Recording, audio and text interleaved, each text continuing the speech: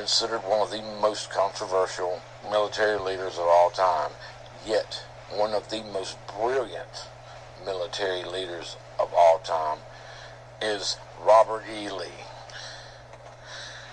His accomplishments and achievements are beyond contestation. He distinguished and multifaceted career that spanned military leadership, education, and engineering. His role in commanding the Confederate Army in Northern Virginia during the American Civil War showed Lee's strategic brilliance and tactical prowess, which allowed him to achieve remarkable victories against the Union Army, despite being outnumbered, outgunned. Not only was he commander of Northern Virginian Army, he was also a superintendent of the military academy at West Point. He implemented many reforms that modernized the academy's curriculum and disciplinary system. Lee also, after the Civil War, became president of Washington College, where he added many reforms to create a wonderful college setting for the students. But in June of 1862, when he took command of the Army of Northern Virginia, he was able to display his strategic brilliance and tactical maneuvering, despite, like I said, being outnumbered and outgunned, at the battles of Second Bull Run, Fredericksburg, Chancellorsville, showcasing his ability to outmaneuver and defeat his adversaries. These successes earned him the respect and admiration of his troops and established him as one of the most prominent Confederate generals, nay, one of the most prominent generals of all time. He had also fought with distinction in the Mexican-American War, where his strategic prowess was displayed in a few battles where he contributed to those victories. He was also a military engineer, and he implemented many engineering projects and improvements to the infrastructure of the United States, and also with coastal fort building and protection of rivers and harbors with forts.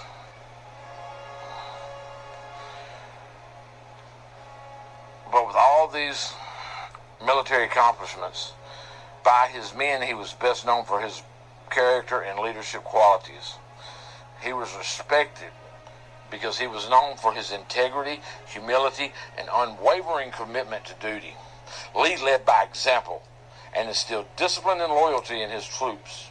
His soldiers held him in such high regard they called him Marse Robert out of affection and respect. His leadership qualities are studied and admired by historians, military leaders, and scholars to this day. His defensive tactics he developed in the Civil War were beyond innovative.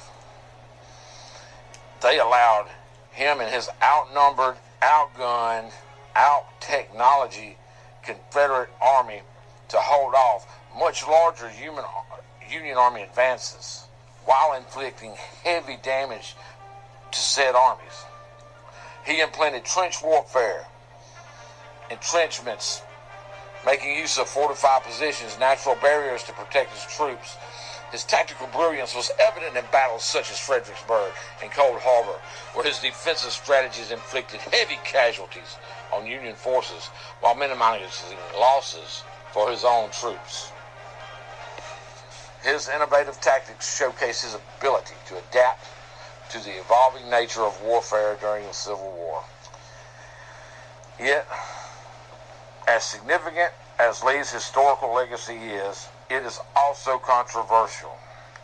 In my opinion, he was a symbol of honor and valor, but to others, he was a representative of the institution of slavery, which I fiercely detest, because Lee's decision to join the Confederacy was for the love of his state, Virginia. He regrettably seceded from the Union with Virginia because Virginia seceded. His state was his home. His state was where his heart was first. So he followed his state.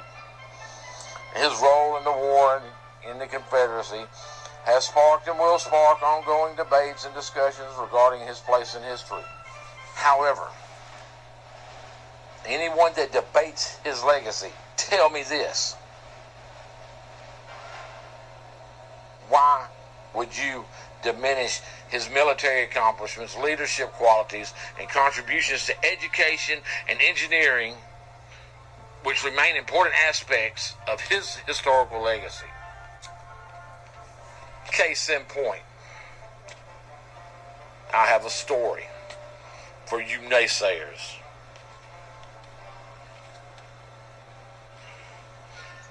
Here's a narrative. This was at the Battle of Gettysburg. An incident occurred here which largely changed the views of this man of Southern people. He had been a most bitter anti-South man, and when he fought the Confederates, he cursed them desperately, damning them to hell, many other things. He could see nothing good in a Southern man, Southern woman. And the last day of Gettysburg, this man was badly wounded. A ball had shattered his left leg, and he laid on the ground not far from Cemetery Ridge. And as Robert E. Lee ordered the retreat of his Confederate forces, he and his officers rode near this Union soldier. The Union soldier recognized him, and though faint from exposure and the loss of blood, he started ridiculing Robert E. Lee, cussing him, raising his hands, looking Lee dead in the face and shouting, "Hurrah for the Union, hurrah!" All of a sudden, General Lee heard the man, looked, stopped his horse, dismounted, and came toward him. The man confessed. At first, he thought that Robert E. Lee meant to kill him. But as Robert E. Lee approached this Union soldier, he looked down at him with such a sad expression on his face that all fear left the man, and the man wondered what Robert E. Lee was about. Robert E. Lee extended his hand to this man, grasping firmly, and looked the man right into his eyes and said, "My son, I hope you will be well soon. I hope you heal." As Robert E. Lee walked away, this man said in 1,000 years he'll never forget the expression on General Lee's face, that he was defeated, retiring from a field that had cost him and his cause almost their last hope. And yet this general stopped to say words like those to a wounded Union soldier who had taunted him and made fun of his soldiers. This man said as soon as General Lee and his entourage passed by, he cried himself to sleep there on that bloody ground and said to his dying days, he will never forget that expression on Robert E. Lee's face of sadness. Not sadness for himself, a sadness for this poor Union soldier that was wounded on the ground. Now, if that story doesn't resonate something in your mind of what type of man this man was,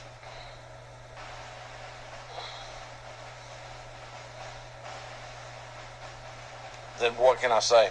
You know, there are other stories. One time an old vet down in his luck knocked on Robert E. Lee's door, asking if he could help an old war vet. Robert E. Lee gave him everything he had in his pocket, $5 or $10.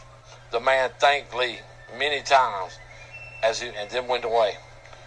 Lee turned around, facing his guest and sitting back down.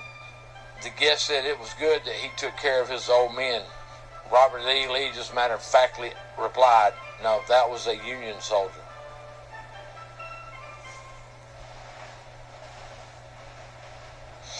This was just a short narrative, a very short synopsis, if you will, of Robert E. Lee and a few of his accomplishments.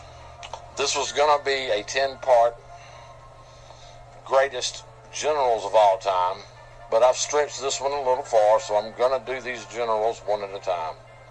And I thank you for listening, and I speak for me and the other members We thank you from the bottom of our heart each time you view and listen to our content.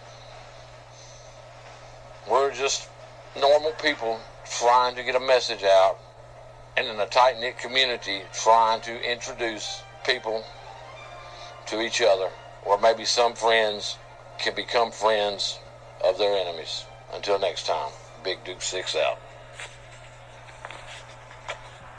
Heading out south wherever we are now. I must have slipped and got turned around. But just up ahead in this sign that said,